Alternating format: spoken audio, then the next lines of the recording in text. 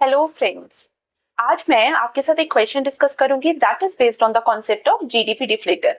सबको पता है जीडीपी डिफ्लेटर क्या होता है? नहीं पता, नीचे वीडियो दी हुई है, जाकर देख लीजिए। जीडीपी डिफ्लेटर नॉर्मली हम लोग जब कैलकुलेट करते थे तो जो फॉर्मूला मैंने आपको सिखाया था उससे उसकी कैलकुलेशन इजीली निकल जाती थी। लेकिन अगर हम इस पर्टिकुलर क्वेश्चन के बारे में बात करें तो यहाँ पे हमारे पास क्या है? In an economy the GDP deflator is found to be 110 for the current year if the GDP has registered an annual growth rate of 15% in the same year, then the rate of growth of real GDP will be।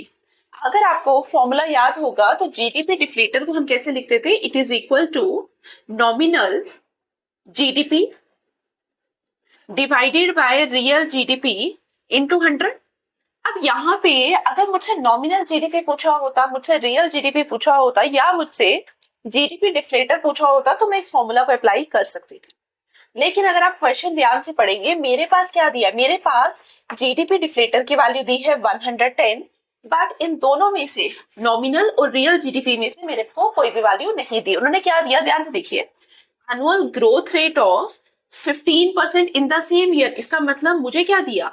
मुझे nominal GDP growth rate दिया है। GDP growth rate मेरे को यहाँ पे GDP की value नहीं दी, मुझे क्या दिया? 15% का ग्रोथ रेट दे दिया।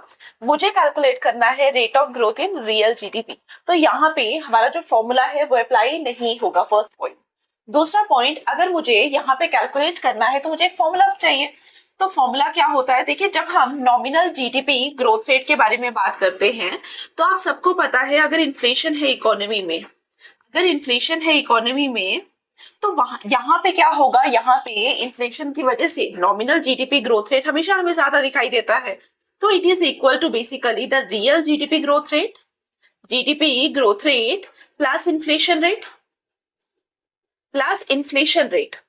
अब यहाँ पे अगर मैंने बोला इकोनॉमी के अंदर 110 का क्या है?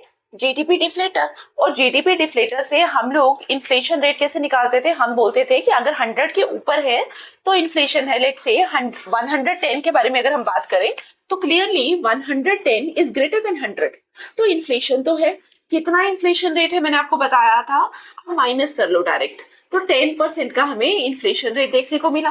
तो मेरे पास nominal GDP growth rate 15% is equal to real GDP growth rate plus inflation rate that is 10%. 15 minus 10 it comes to be 5%.